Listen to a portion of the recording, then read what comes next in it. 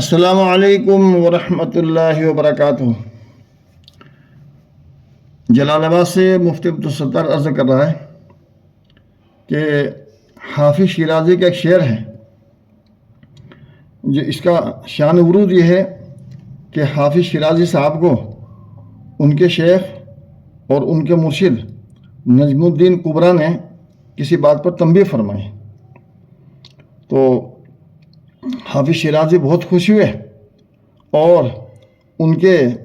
اس تربیت پر اور ان کی تنبیہ پر جھوم اٹھے اور یہ شعر پڑھا: بدم گفتی و خرسندم بدم گفتی و خرسندم افاق اللہ نکو گفتی، بدم گفتی و خرسندم افاق اللہ نکو گفتی، جواب تلخ میز بد جواب تلخ میز بد لب لال شکر خارا، کہ آپ نے مجھ کو تنبیہ کی ہے اور برا کہا لیکن میں خوش ہوں، اللہ آپ کو معاف کرے اور جزائے خیر دے، آپ نے بہت ہی اچھا کہا، کیونکہ جس نے شکر کھائی ہو آج کل کے زمانے میں، جس نے رسگلہ اور گلاب جامن کھائی ہو اس کا منہ کتنا میٹھا ہوگا۔ تو پہلے زمانے کے اندر جو اچھا آدمی ہوتا تھا اور میٹھی باتیں کرتا تھا تو اس کو تشبیہ دیا کرتے ہیں کہ اس نے شکر کھائی ہوئی۔ تو میٹھے میٹھے ہونٹوں سے تلخ جواب، سخت جواب بہت ہی بھلا معلوم ہوتا ہے۔ تو حافظ شیرازی یہ شعر پڑھتے اور جھوم اٹھے۔ تو حضرت مولانا تھانوی صاحب رحمۃ اللہ علیہ نے اسی کے متعلق ایک واقعہ بیان فرمایا۔ حضرت شاہ ابو المعالی صاحب امبھیٹے والوں کا، اور حضرت شاہ ابو المعالی صاحب امبھیٹے والے یہ بہت ہی صاحب تصرف اور صاحب کمال بزرگ تھے، اور حضرت مولانا خلیل صاحب امبھیٹوی مہاجر مدنی صاحب بذل المجہود،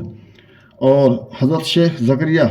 نور اللہ مرقدہ مہاجر مدنی کے شیخ اور مرشد تھے۔ تو شاہ ابو المعالی صاحب کا واقعہ بیان فرمایا کہ یہ کچھ سماع سنتے تھے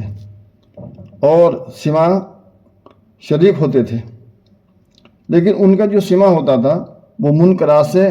اور محرمات سے اور بیکار چیزوں سے پاک ہو جاتا، آج کل کا سماع جیسا نہیں تھا۔ خیر، تو فرماتے ہیں کہ حضرت شاہ ابو المعالی صاحب کا واقعہ ہے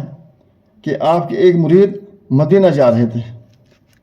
تو حضرت شاہ ابو المعالی صاحب نے اپنے مرید سے کہا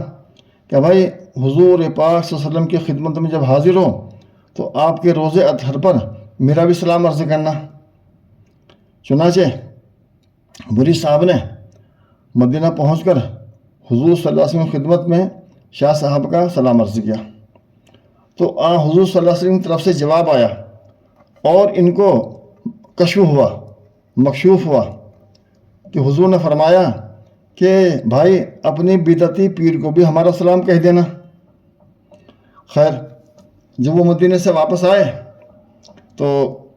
مرید صاحب نے کہا کہ حضرت میں نے آپ کا سلام پہنچا دیا اور وہاں سے جواب آیا ہے، آپ کو بھی سلام کا جواب دیا ہے،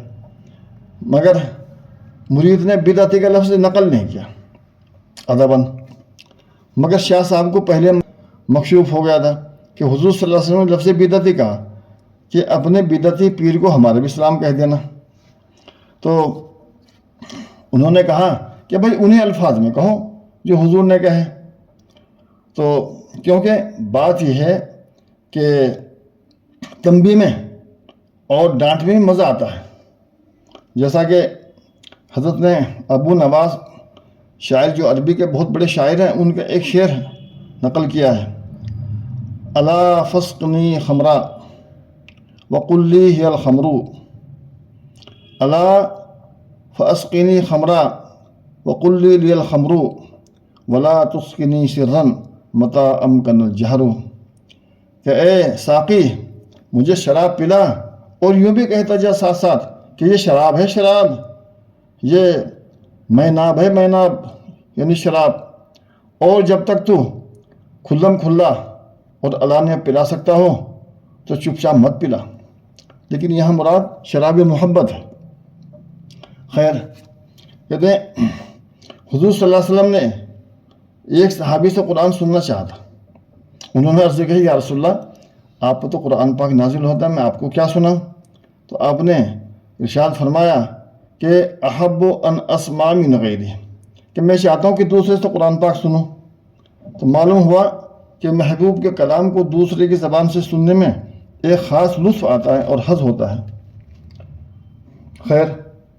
تو اس مرید نے وہ الفاظ نقل کیے کہ حضرت حضور پاک صلی اللہ علیہ وسلم نے فرمایا تھا کہ اپنے بدعتی پیر کو بھی ہمارا سلام کہہ دینا. بس حضرت شاہ صاحب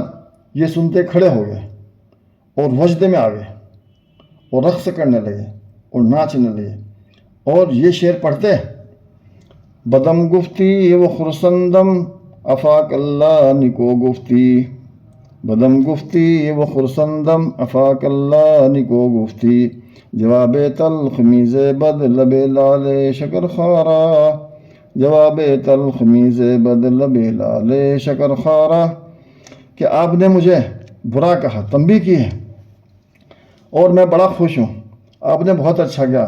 اللہ آپ کو معاف کرے، بلکہ اللہ آپ کو جزائے خیر دے، کیونکہ میٹھے میٹھے ہونٹوں سے تلخ جواب بھی بہت ہی بھلا اور زیبا معلوم ہوتا ہے. تو بہرحال حضرت شاہ عبد المعالی صاحب کو حضور صلی اللہ علیہ وسلم نے بدعتی فرمایا تو اس پر ناچنے لگے، جھومنے لگے. یہ واقعہ جو ہے حضرت محمد تھانوی صاحب رحمۃ اللہ علیہ نے ضمناً عرض کیا ہے، اور انشاءاللہ حضرت شاہ ابو المعالی صاحب کا پورا جو واقعہ ہے انشاءاللہ وہ کس وقت عرض کیا جائے گا. السلام علیکم ورحمۃ اللہ وبرکاتہ.